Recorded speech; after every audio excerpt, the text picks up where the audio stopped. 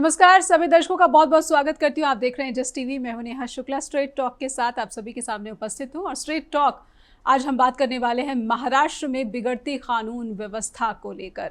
ये सीधी बात, सीधा संवाद स्ट्रेट टॉक में कार्यक्रम आगे बढ़ाएंगे। कुछ सवाल हैं जो अपने दर्शकों के लिए हम खासतौर पर सामने लेकर आए अपनी रिसर्च के माध्यम से। और आइए कार्यक्रम शुरू करते हैं आज की स्ट्रेट टॉक अपने विशेष अतिथियों के साथ। तो स्ट्रेट टॉक में सीधा सवाल और बड़ा सवाल यही कि क्या महाराष्ट्र में जो बिश्नोई गैंग है वो बेलगाम हो गया है। और महाराष्ट्र ही नहीं, जहां पर विधानसभा चुनाव का जो बिगुल है वो किसी भी वक्त बच सकता है, लेकिन ये जो हत्या हुई है जिसे विपक्ष राजनीतिक हत्या बता रहा है, इस हत्या के तार उत्तर प्रदेश, पंजाब, हरियाणा और गुजरात से भी जुड़ रहे हैं।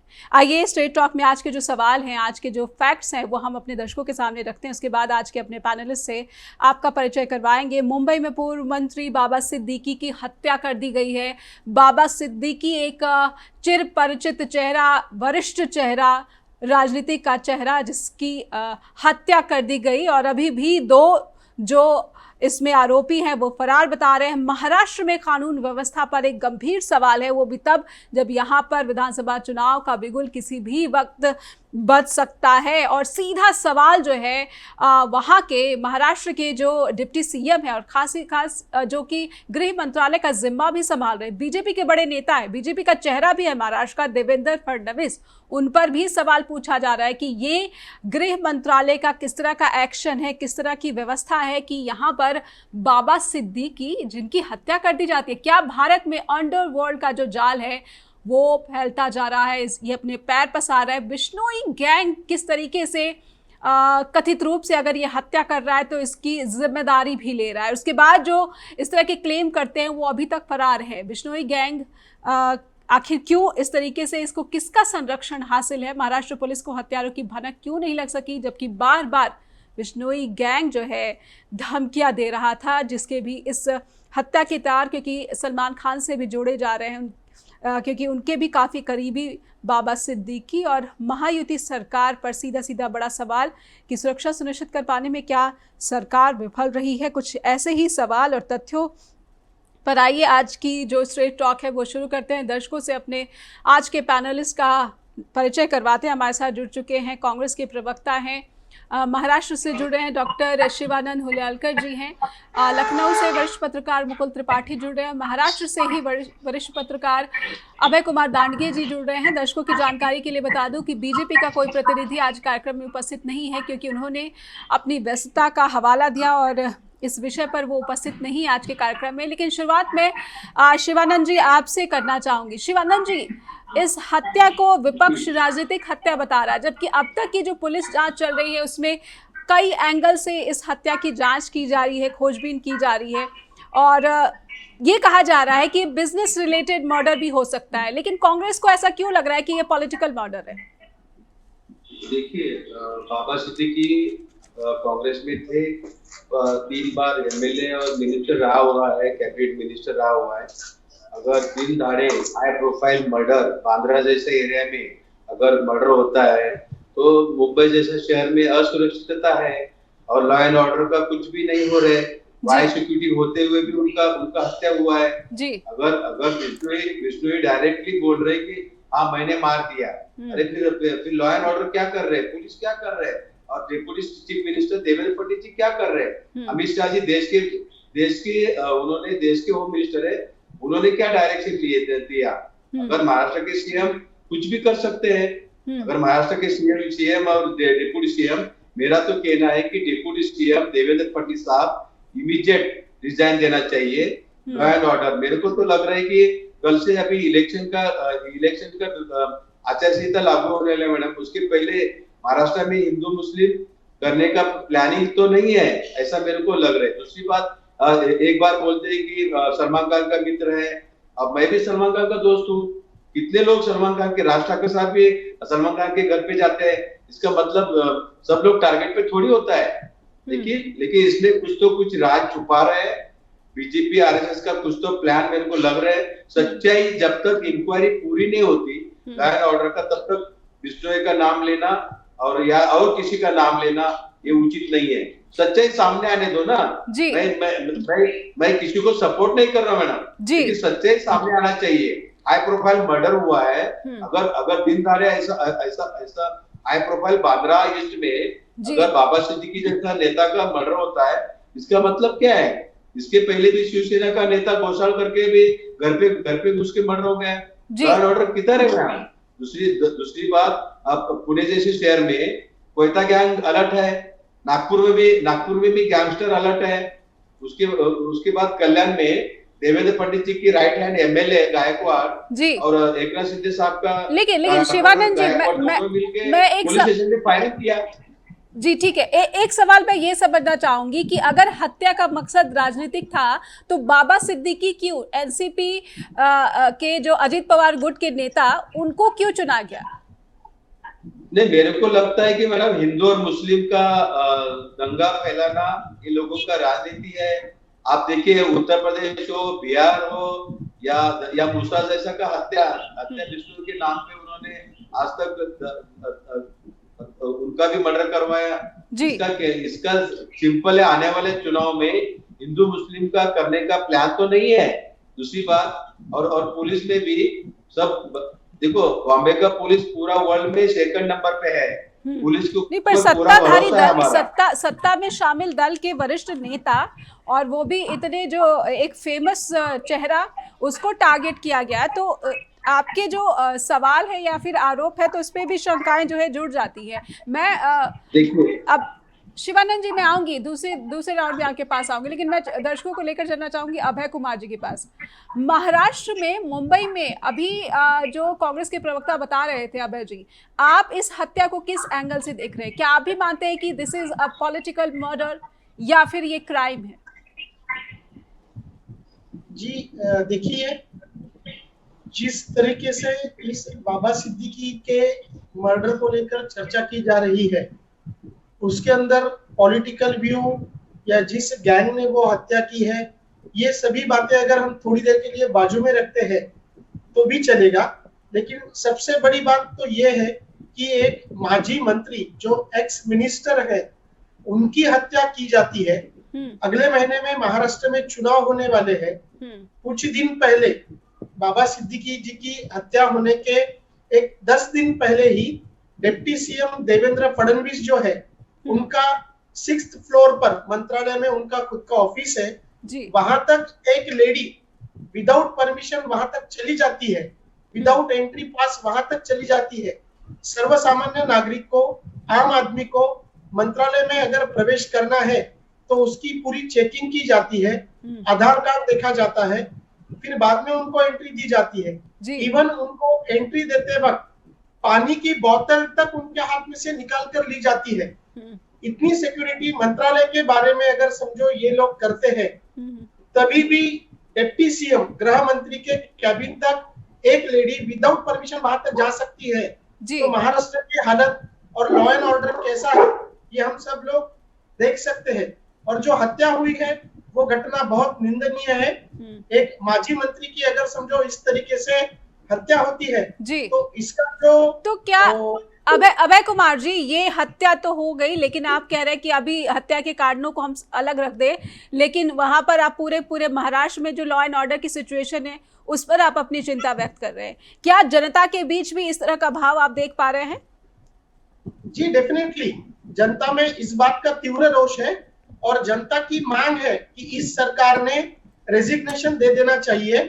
इस हत्या की जिम्मेदारी लेते हुए मुख्यमंत्री और उप मुख्यमंत्री ने अपना राजीनामा, रेजिग्नेशन दे देना चाहिए, ऐसी जनता की मांग है, जो कि जायज है। मैं समझता हूँ बिल्कुल जायज मांग है, क्योंकि ये जो घटना है, ये घटना बहुत लॉ एंड ऑर्डर को बहुत धक्का पहुंचाने वाली है।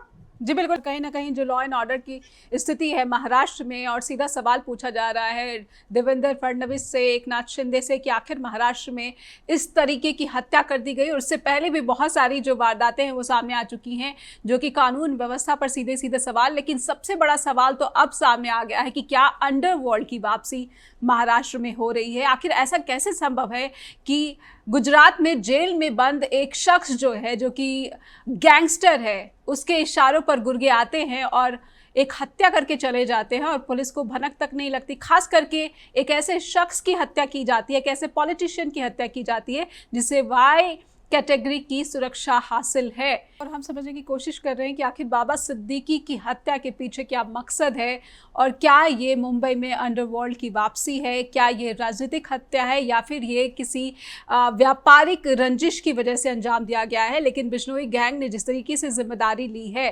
पुलिस इसे सीधे इस एंगल से नहीं जांच रही है, ना ही महाराष्ट्र की जो पुलिस है वो गुजरात पुलिस से कह रही है कि आप जो लॉरेंस बिश्नोई है उसको हमें सौंप दीजिए ताकि इस मामले की जो जांच है उसमें तेजी लाई जा सके। हम दर्शकों को सीधे मुकुल जी के पास लेकर चलना चाहेंगे। मुकुल सर, आपको इस हत्या ने कितना चौंकाया, मैं आपसे समझना चाहती हूँ। महाराष्ट्र में जहां पर चुनाव किसी भी वक्त इसका ऐलान हो सकता है, बाबा सिद्दीकी की हत्या हो जाती है, लॉरेंस बिश्नोई गैंग इसकी जिम्मेदारी ले लेता है और महाराष्ट्र पुलिस जिस तरीके से इसकी जांच कर रही है, आपको सबसे बड़ी बात क्या खटक रही है? किस एंगल से आप इस हत्या को देख पा रहे हैं? अनम्यूट कर ले सर। मुकुल सर अनम्यूट कर ले सर।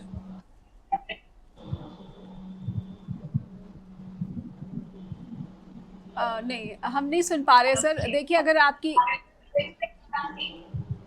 नेहा जी आवाज आ रही है? जी जी हाँ, तो बेसिकली नेहा जी, ये मुझे लगता है जो राजनीतिक घटनाक्रम बता रहे हैं, जाहिर बात है एक दो दिन में ये इलेक्शन घोषित होने वाला है महाराष्ट्र का जी। ऐसे में जो ये हत्या हुई है वो भी विधायक के फादर की हत्या है और बाबा सिद्दीकी कोई छोटा नाम नहीं था। हाँ, ये कांग्रेस के 50 साल का इनका कैरियर है टोटल। अभी एनसीपी में थे तो एक बात है, कांग्रेस के नेता हो चाहे एनसीपी हो, एक बहुत बड़ा झटका है। और बोला कि जो बाइफिकेशन होता है, आपको याद होगा कि जब भी कोई चुनाव आता है तो ये घटनाएं थोड़ी बढ़ जाती है। चाहे वो मैंने देखा है लोकसभा इलेक्शन के टाइम में, आप सबको याद होगा, लगातार कभी एयरपोर्ट पे कभी उसके ऐसी संस्थानों पे अटैक करने के और उसके आ रहे थे। और इस मामले में हुआ है कि उसको अगस्त में आपने शिफ्ट किया है दिल्ली से गुजरात। लॉरेंस बिश्नोई सुरक्षा को ध्यान में रखते हुए पहले उसको मुझे लगता है कि मुकुल जी की आवाज हम तक स्पष्ट रूप से नहीं पहुंच पा रही है, बाधा तकनीकी समस्या लग रही है, बार बार आवाज कट रही है। सर एक बार कुछ बात करके यहाँ पर बताइए, आपकी आवाज स्पष्ट तरीके से नहीं पहुंच पा रही है। नेहा जी, मेरी आवाज आ रही है? जी जी सर। तो बेसिकली ये है कि लगातार इसकी सुरक्षा को लेके ये सवाल उठ रहे हैं। ये सवाल एक अपराधी, यूपी में तो अतीक अहमद और मुख्तार अंसारी सब साफ हो गए, कुछ लोग जेल में मारे गए, कुछ लोग कचहरी में मारे गए, कई ऐसी घटनाएं। लॉरेंस से मिलने कौन जाता है? इसकी तो प्रॉपर जांच होनी चाहिए। कोई तो अपना गैंग जेल के अंदर चला रहा है, इसकी मिली भगत से चला रहा है। वाई कैटेगरी की सुरक्षा पे 11 लोग होते हैं, 12 लाख रुपए गवर्नमेंट इंडिया का खर्च होता है जी। ऐसे में इतने सीनियर लीडर को मार दिया जाना एक नहीं कई सवाल पैदा करता है कि ये अभी तक किसी ऐसे क्यों नहीं रखा, किसी से सबको याद होगा सिद्धू मूसेवाला की हत्या इसी में जी। मुझे लग रहा है आवाज की समस्या बनी हुई है, लेकिन मैं जहां तक समझ पाई हूं मुकुल जी की बात, उत्तर प्रदेश का भी वो जिक्र कर रहे थे कि चुनाव से पहले किस तरीके से कस्टडी में ही हत्या हो जाती है अतीक अहमद और उनके भाई की। अभय कुमार सर, मैं आपके पास आना चाहूंगी। लॉ एंड ऑर्डर सिचुएशन को लेकर ये जो अभी माहौल बन रहा है मुंबई में, जो पुलिस की जांच है उसे आप कैसे देख पा रहे हैं?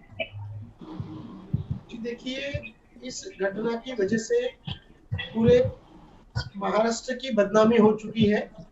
एक्स मिनिस्टर की हत्या होना कोई छोटी मोटी बात नहीं है। पुलिस डिपार्टमेंट के ऊपर भी बहुत सारे प्रश्न उठाए जा रहे हैं जी। हालांकि उनको सुरक्षा होते हुए भी ये घटना होती है, इसका मतलब लॉ एंड ऑर्डर जो है वो पूरी तरह से बिगड़ चुका है। और इसका जो परिणाम है, इसका परिणाम अगले महीने में आने वाले चुनाव में जरूर दिखेगा, क्योंकि मुस्लिम कम्युनिटी जो है वो मुस्लिम कम्युनिटी वोटिंग करते वक्त इस हत्या को जरूर याद रखेगी और जिसका परिणाम बीजेपी के ऊपर डेफिनेटली हो सकता है। अभय सर, क्योंकि आपने भी मुस्लिम कम्युनिटी की बात की, क्या बाबा सिद्दीकी की हत्या को वाकई में राजनीतिक हत्या के रूप में भी देखा जा रहा है? मुस्लिम समुदाय में इसका रोष देखा जा रहा है? ये सही बात है आपकी नेहा जी। मुस्लिम समुदाय में इसका बहुत बड़ा रोष बताया जा रहा है। मुस्लिम कम्युनिटी जो है वो इस बात को लेकर बहुत चिंतित है कि आगे आने वाले कुछ दिनों में बाकी जो मुस्लिम लीडर्स है उनके साथ ऐसा कुछ हादसा ना हो जाए, क्योंकि बीजेपी गवर्नमेंट के ऊपर से पहले ही मुस्लिम कम्युनिटी का भरोसा उठ चुका है और इस घटना की वजह से आगे आने वाले इलेक्शन में बीजेपी को इसका खामियाजा जरूर भुगतना पड़ेगा। जी, मैं कांग्रेस के प्रवक्ता के पास दर्शकों को लेकर चलना चाहूंगी। डॉक्टर शिवानंद, मदरसे की पॉलिटिक्स करती हुई शिंदे सरकार दिख रही है और अब ये जो हत्या है, आप राजनीतिक हत्या की बात कर रहे हैं, लेकिन कहीं ना कहीं ये तो विपक्ष के ही फेवर में जाता हुआ दिख रहा है। अगर हम अभय जी की बात को ही सच मान ले कि वहाँ जनता के बीच में इस तरह की जो भावनाएं हैं वो पैदा हो चुकी है, शंकाएं जो है घर कर रही हैं, तो फिर आपके जो आरोप है या फिर आपका जो दावा, आपका जो शक है, संदेह है, इसमें भी बहुत सारी शंकाएं जुड़ रही हैं। यस, सही बोल रहे हैं हमारे मित्र जो सर बात कर रहे हैं, सही साबित हुआ है। जहां बीजेपी गवर्नमेंट है मैडम, यहाँ क्राइम बढ़ रहे हैं मैडम।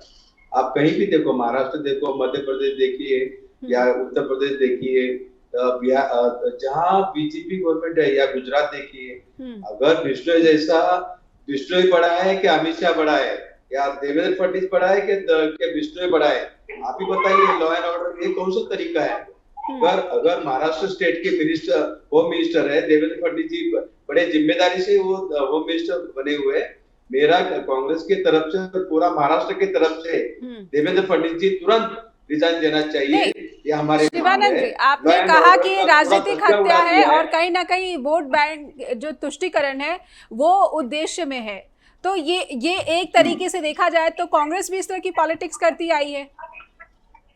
नहीं, देखिए, हम कभी भी हिंदू मुस्लिम का, कभी हम सेक्युलर पार्टी है, सबको लेके चलने वाली पार्टी है मैडम जी। दूसरी बात ये है, देखिए, इन्होंने अभी 2 दिन के पहले ही, अगर सलमान खान के गैलेक्सी अपार्टमेंट में दो महीने पहले बिश्नोई की गैंगस्टर ने फायरिंग किया था जी, तो उसके बाद सीएम साहब एकनाथ शिंदे साहब सलमान खान साहब के घर पे जाके उन्होंने सब कुछ मुलाकात करके उनको सपोर्ट किया। अगर उसी टाइम में बिश्नोई के या किसी भी एंगल से अगर सीएम साहब या देवेंद्र फडणवीस जी या Ajit Pawar deputy chief minister आज बाबा सिद्दीकी के साथ ऐसा नहीं होता था। अगर उसी टाइम में कुछ एक्शन में रिएक्शन होता था तो तुरंत कुछ ना कुछ उसमें रिजल्ट आता था। आज के डेट में महाराष्ट्र के home minister Devendra Fadnavis sir और देश के होम मिनिस्टर अमित शाह जी, इनसे, ये दोनों से भी बड़ा है बिश्नोई। और जेल से कांग्रेस बाबा सिद्दीकी किस धर्म के थे, ये क्यों देख रही है? मेरा सवाल कांग्रेस से। देखिए, बाबा सिद्दीकी अभी 3 महीने पहले ही अजित पवार गुट पे चले गए, लेकिन वो शरीर से उधर था, मन से वो कांग्रेस ही था। उसका बेटा आज भी कांग्रेस का एमएलए है जी। और आज भी कांग्रेस से जिशान सिद्दीकी कांग्रेस की टिकट पे पंजाब पे चुन के आए हुए हैं जी। तो इसका हमारा कहना ये है, कांग्रेस पार्टी, बाबा सिद्दीकी मेरे मित्र थे, अच्छी तरह से मैं जानता था, कभी भी उन्होंने। शिवानंद जी, वो कांग्रेस की विचारधारा के थे इसलिए राजनीतिक हत्या की गई, या फिर वो मुस्लिम समुदाय के बड़े नेता थे इसलिए हत्या की गई? कांग्रेस क्या यहाँ पर पॉइंट दर्शकों के सामने उठाना चाहती है? देखिए, बाबा सिद्दीकी छोटा आदमी नहीं था। आज तिरंगा में उनका तिरंगा सैल्यूट में जब तिरंगा के ऊपर उनका ये होता है तो बहुत बड़ा आदमी था जी। और मैं समझता हूँ कि आने वाले चुनाव में बीजेपी, आरएसएस हिंदू मुस्लिम करवाना चाहता है। जी। ये मेरा मेरा मेरा नहीं तो बीजेपी कांग्रेस को गवर्नमेंट इस हत्या की जांच आगे बढ़े इससे पहले ही लग रहा है कि वो कांग्रेस की विचारधारा के थे इसलिए उनको निशाना बनाया गया, या फिर वो मुस्लिम समुदाय से आते थे इसलिए निशाना बनाया गया। शिवानंद जी, अगर बिश्नोई जेल में बंद है जी मैडम, और वो जेल से ट्वीट भी कर रहे हैं, वो जिम्मेदारी भी ले लिया। जी अमित शाह जी देश के होम मिनिस्टर साहब क्या कर रहे हैं? जी राज्य के होम मिनिस्टर देवेंद्र फडणवीस जी का दिल्ली में तो हाई कमांड में अच्छा पकड़ है, तो देवेंद्र फडणवीस जी ने एक्शन क्यों नहीं ले रही है? जी जी अगर देवेंद्र फडणवीस जी ने पुलिस को फ्री हैंड रखी है, लॉ एंड ऑर्डर देखिए, बॉम्बे का पुलिस अलर्ट है, जी उनकी वजह से हम सुरक्षित है। लॉ एंड ऑर्डर का हम कभी भी जिक्र करते हैं। मेरा कहना एक ही है मैडम कि बीजेपी में अगर उतना है तो विष्णु से अमित शाह और देवेंद्र फडणवीस के ऊपर बिल्कुल बिल्कुल कहीं ना कहीं बीजेपी पर सवाल, बीजेपी की सरकार पर सवाल, और अमित शाह और देवेंद्र फडणवीस पर सवाल जो है कांग्रेस के प्रवक्ता यहाँ पर उठा रहे हैं और समझने की कोशिश करेंगे कि क्या अंडरवर्ल्ड को किसी का संरक्षण मिल रहा है, और बीजेपी पर जो आरोप लगा रहे हैं कांग्रेस के प्रवक्ता, उन आरोपों का आधार क्या या फिर क्या तथ्य वो जोड़ना चाहेंगे, स्ट्रेट टॉक के जरिए दर्शकों तक पहुंचाना चाहेंगे। और क्या वाकई में बिश्नोई गैंग भारत में पैर पसार रहा है, और जिस तरीके से बाबा सिद्दीकी की हत्या की गई, आखिर इस हत्या का मकसद क्या है? महाराष्ट्र को क्यों चुना गया, मुंबई को क्यों चुना गया? क्या उन्हें सलमान खान का करीबी होने की सजा दी गई है, या फिर ये राजनीतिक हत्या है, या फिर ये व्यापारिक रंजिश रही, या फिर ये किस तरह की हत्या है जिसमें उत्तर प्रदेश, हरियाणा, पंजाब और महाराष्ट्र और गुजरात से भी तार जुड़ रहे हैं, और सिर्फ कुछ लोगों का नहीं बल्कि एक ग्रुप ने इस हत्या को अंजाम दिया है। इसी को हम समझने की कोशिश कर रहे हैं कि आखिर बाबा सिद्दीकी को क्यों कत्ल कर दिया गया, और जिशान जिसके बारे में ये कहा जाए कि वो भी टारगेट पे था, पुलिस को भनक क्यों नहीं लग सकी। सीधे दर्शकों को लेकर चलना चाहेंगे मुकुल जी के पास। मुकुल सर, आपको क्या लग रहा है कि अंडरवर्ल्ड क्या किसी तरीके की पैट्रोनेज मिल रही है, संरक्षण मिल रहा है? नेहा जी, बिल्कुल मैं इससे 100% सहमत हूं जी कि बिना किसी सहयोग के कोई भी अपराधी फल फूल नहीं सकता, खासकर जब तक उसका कोई राजनेता आका ना हो। क्योंकि आप लगातार देखिए कि बिश्नोई गैंग लगातार सुर्खियों में है, और पहले उसने सबसे पहले दिल्ली में एक जिम संचालक की हत्या की, फिर उसने सिद्धू मूसेवाला को चैलेंज करके मारा था। उसके बाद आप देखिए कि इतना निशंस हत्याकांड हुआ है जो इसमें पुलिस के जो उनकी सुरक्षा थी, वाई श्रेणी की सुरक्षा थी, वाई कैटेगरी की थी। वाई कैटेगरी में बाकायदा 2 कमांडो होते हैं, 12 लाख रुपए सरकार खर्च करती है महीने का।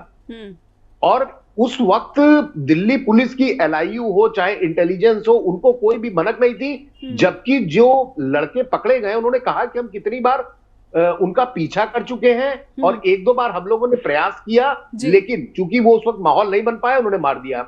अब मैं सबसे बड़ा सवाल पूछना चाहता हूं, मेरा महाराष्ट्र सरकार और केंद्रीय जो पूरी गृह मंत्रालय उससे है कि आखिरकार ये लॉरेंस जो बिश्नोई है, इसको कैसे इतना प्रश्रय दिया जा रहा है कि पहले उसकी सुरक्षा को लेकर तिहाड़ से उसको मंडोली जेल डाला जाता है दिल्ली में, आफ्टर दैट उसको गुजरात शिफ्ट कर दिया जाता है। जी, आप एक अपराधी की सुरक्षा के लिए इतने ज्यादा सक्रिय हैं जो लगातार वारदात कर रहा है, और वहीं पे अतीक अहमद और मुख्तार अंसारी जैसे जो यहाँ के बाहुबली थे, वो सब आज की डेट में उनका नाम। मुकुल सर, क्या आप भी इसमें धर्म का जो एक एंगल है वो जोड़कर देख रहे हैं?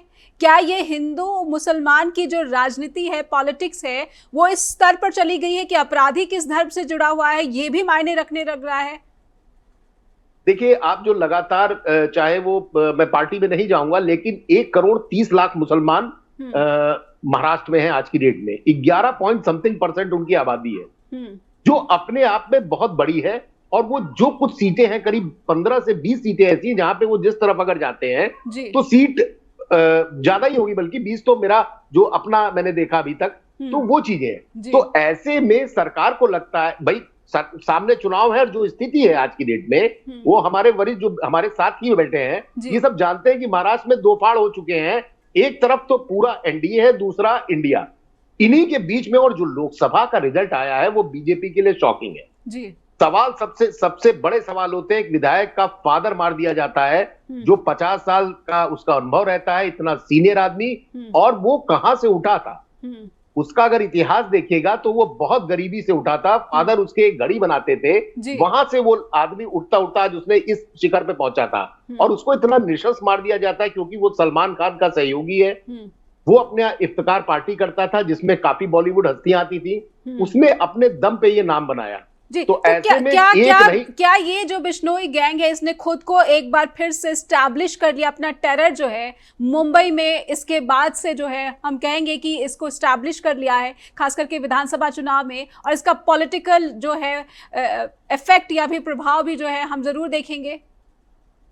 जी बिल्कुल। अभी मैं एक छोटी सी घटना बताऊं। बहराइच में इस वक्त एक घटना हुई। आज एडीजी अमिताभेश वहां पे गए हुए हैं, सड़क पे रिवॉल्वर लेके दौड़ रहे थे जी। वो भी एक हिंदू वो मूर्ति विसर्जन जा रही थी, उसमें किसी को पकड़ के एक आदमी को अंदर काट दिया गया एक दूसरे वर्ग ने। तो बहरहाल स्थितियां इसी तरह से डाइवर्ट होती हैं। वहां से अब आप महाराष्ट्र चली जाइए, महाराष्ट्र में ये इतनी बड़ी घटना हुई है, अगर मुसलमान इस पे सड़क पे निकलता है तो यही कहा जाएगा कि ये देखिए ये लोग कानून व्यवस्था हाथ में ले रहे हैं। सवाल सबसे बड़ा केंद्र सरकार के गृह मंत्रालय। बहराइच को थोड़ा सा यहाँ पर आपके जरिए दर्शकों तक जरूर समझने की कोशिश करूंगी।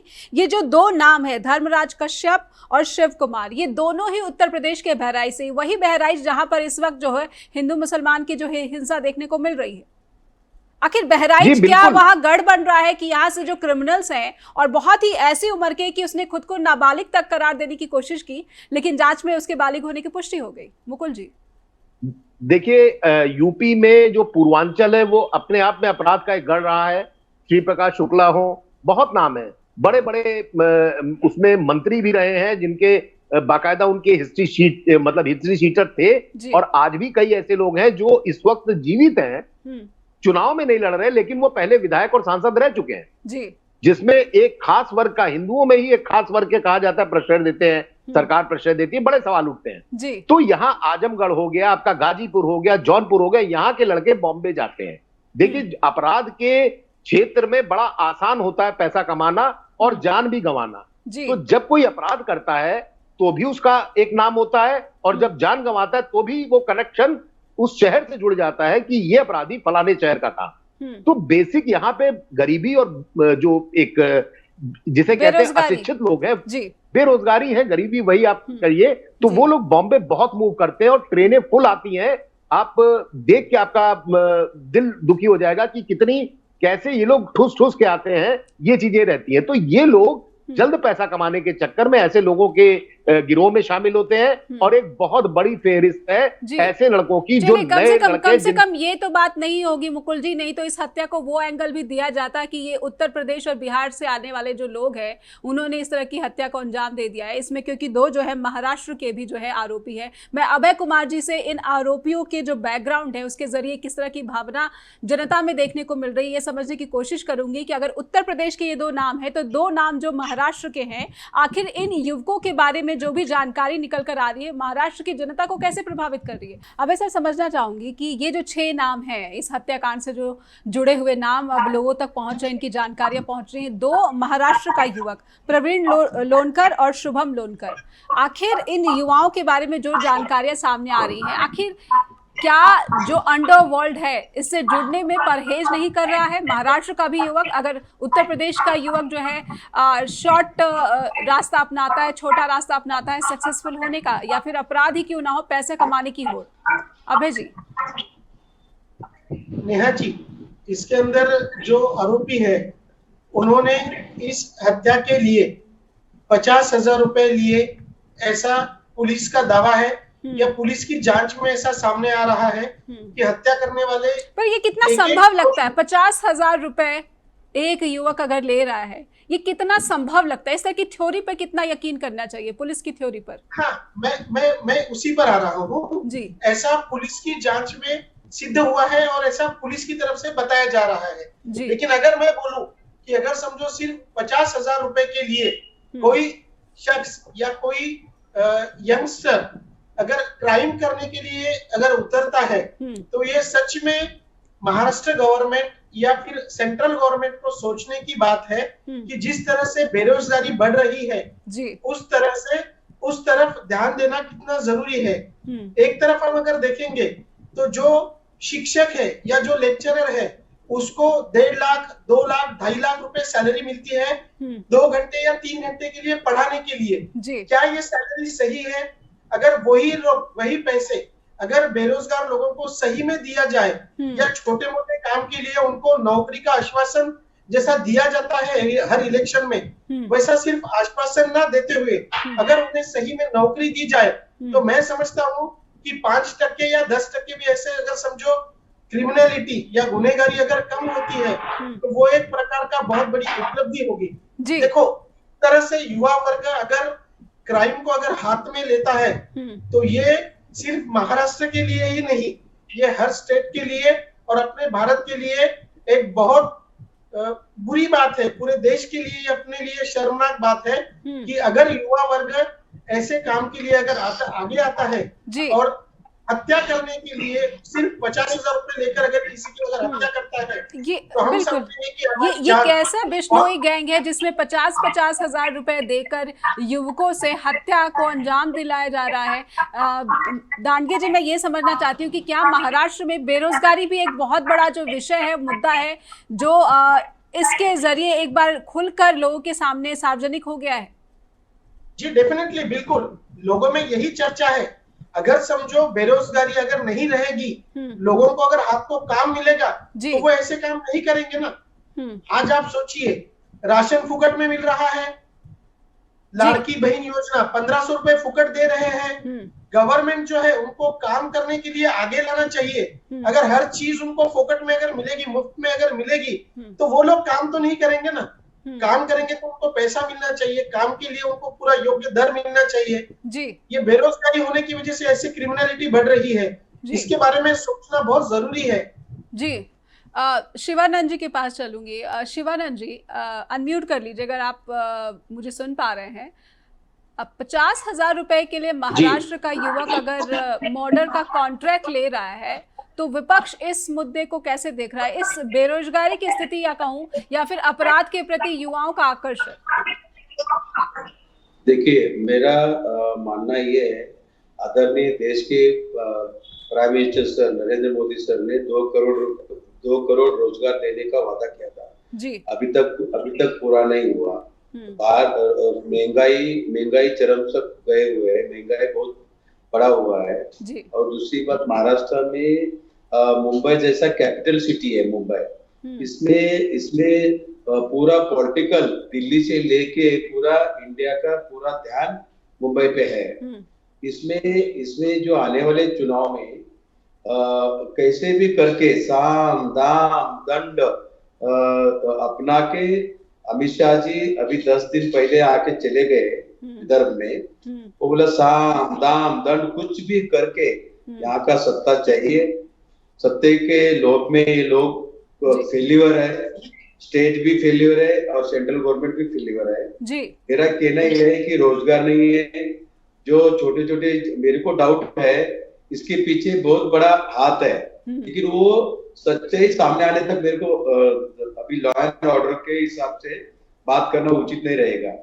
छोटे अभी कोर्ट में कल यूपी का लड़के को हाजिर किया, कोर्ट पूछ रहे तेरा उम्र क्या है, उसका आधार कार्ड पे दिख रहे 17 साल है जी। लेकिन यहाँ पुणे में जो पोस्ट कार का जो एक्सीडेंट हुआ उसका भी अग्रवाल का भी 17 साल था। बिल्कुल, बीजेपी के नाम जो है अपराधियों से जो है जुड़े हुए हैं, आरोपियों से जुड़े हुए हैं। ये भी एक चिंता का विषय है कि लगातार बार जो है यहाँ पर वारदातें सामने आ रही हैं और नाम जो है जुड़े हुए बीजेपी से लग रहे हैं, लेकिन किसी तरह की कार्रवाई हो पाई है, सख्त कार्रवाई हो पाई है, ये फिलहाल जो है सब सार्वजनिक नहीं है, पब्लिक नहीं है। मैं शिवानंद जी, मैं चाहती हूँ कि आप छोटे से में संक्षेप में अपनी बात रखें ताकि मैं अगले सवाल के लिए मुकुल जी के पास जा सकूं। जी देखिए, मेरा कहना एक ही है कि महंगाई बढ़ गया है, बेरोजगारी बढ़ गया है और सेंट्रल गवर्नमेंट या स्टेट गवर्नमेंट दोनों ही फेल्यूर है। बाबा सिद्दीकी जैसा बांद्रा ईस्ट में विपक्ष भी तो एकजुट नहीं दिख रहा है ना शिवानंद जी, विपक्ष भी तो क्या महाविकास आघाड़ी जो है एकजुट होकर महाराष्ट्र में उतर रही है? हरियाणा में तो कांग्रेस ने मना कर दिया। इंडिया गठबंधन एकजुट में उतर रहे हैं जी। और हम इंडिया गठबंधन हम साथ में हैं। अखिलेश जी हो या तेजस्वी यादव जी हो जी, या अन्य कोई, केजरीवाल के साथ भी हमारा अच्छा बातचीत चल रहा है। जी इंडिया गठबंधन जम्मू कश्मीर में भी हमने बनाया चलिए, है। हरियाणा के हम बाद सब अब साथ में केजरीवाल की हैं। पार्टी की याद कांग्रेस को आ गई। जी देखिए, सब मिलके हम आखिरी तक लड़ेंगे। जस्टिस जी ठीक चाहिए। है मुकुल हम जी, कभी समय भी समय हिंदू बहुत ही मुस्लिम सीमित महाराष्ट्र में शेष नहीं है। होने देंगे। शिवानंद जी समय बहुत जी ही अब सीमित रह गया, इसलिए मैं मुकुल जी से समझ लेना चाहती। मुकुल जी, 1990 में भी मुंबई अंडरवर्ल्ड के टेरर में रहने को मजबूर था, उसके साये में जीने को मजबूर था। अब क्या आप देख रहे हैं कि ये पॉलिटिकल प्रश्रय जो आप कह रहे हैं, राजनीतिक प्रश्रय जो मिल रहा है इस अंडरवर्ल्ड को, क्या ये एक ऐसा अंडरवर्ल्ड है जो कि पिक एंड चूज जो है कि किस पॉलिटिकल पार्टी से जुड़ा हुआ है या फिर किस जो है समुदाय के लोग से जुड़ा हुआ है, कुछ इस तरह की जो है अपराध यहाँ पर अब अपने पैर पसार रहा है या फिर पैर अपने मजबूत कर रहा है? अनम्यूट कर ले सर। जी नेहा जी देखिए, मुझे लगता है कि ये सारी चीजें जो एक ये जिसे कहते हैं कि टारगेट होता है कि हमारा टारगेट क्या है, उन्होंने टारगेट किलिंग की, उसमें सलमान खान का भी फैक्टर आता है, उसमें वहां के लोकल कुछ बिजनेस थे उसका भी फैक्टर आ रहा है, और साथ में पॉलिटिकल फैक्टर भी आ रहा है, जो तीनों चीजें आपस में क्लब हो जाती है। जी 50,000 और 1,00,000 रुपए तो कोई नहीं मानेगा कि इतने बड़े, जो भी आदमी देखेगा, कोई सुपारी भी लेता है तो देखेगा अगला है कौन मारने में। और क्या अंडरवर्ल्ड अब इतना सस्ता काम करना शुरू हो चुका है? ये भी बड़ी बात है, क्योंकि हमने पहले ही देखा है कि कितनी बड़ी बड़ी सुपारी जो है मुंबई में दी जाती है। और बेरोजगारी, नेहा जी भुखमरी बेरोजगारी आपको 10 रुपए में कत्ल हो जाते हैं। ये तो कोई बड़ी बात नहीं है कि 50,000 रुपए एक अमाउंट होता है जिसमें मुंबई में रहने वाला जो सड़क पे लड़का है और जो बेरोजगार है वो कुछ भी कर सकता है। और क्राइम उसे सिटी कहते हैं, ऐसा नहीं कि वहां पे क्राइम नहीं होते हैं, लेकिन सबसे बड़ी बात कि लॉरेंस बिश्नोई को आप ऐसे किसी सेल में क्यों नहीं डाल, वो लोगों से मिलकर सुपारी ले कैसे रहा है? बिल्कुल, उसको वो क्यों नहीं अपना ऐसे सेल गैंग में डाल कैसे दे चला रहा है, कैसे वो हत्या का Exactly. कॉन्ट्रैक्ट दे रहा है, बहुत इस सारे पे सवाल सरकार के है। ऊपर सवाल उठ रहे हैं। बिल्कुल, समय समाप्त हो गया, इसलिए बहुत बहुत धन्यवाद देना चाहूंगी मुकुल जी आपका भी, अभय कुमार आपका भी, और डॉक्टर शिवानंद जी आपका भी कि आपने समय दिया स्ट्रेट टॉक से जुड़े। उम्मीद करती हूँ कि दर्शकों को बाबा सिद्दीकी की हत्या से जुड़े जो तमाम सवाल है उनके बारे में कुछ जानकारी जो हमने आप तक पहुंचाने की कोशिश की है, उनसे इस मुद्दे को समझने में कुछ स्पष्टता मिली होगी। लगातार आप जुड़े रहिए जस्ट टीवी पर और फीडबैक अवश्य भेजिए। आप हमें लिखिए info@justbroadcasting.com या फिर neha@justbroadcasting.com पर भी। नमस्कार।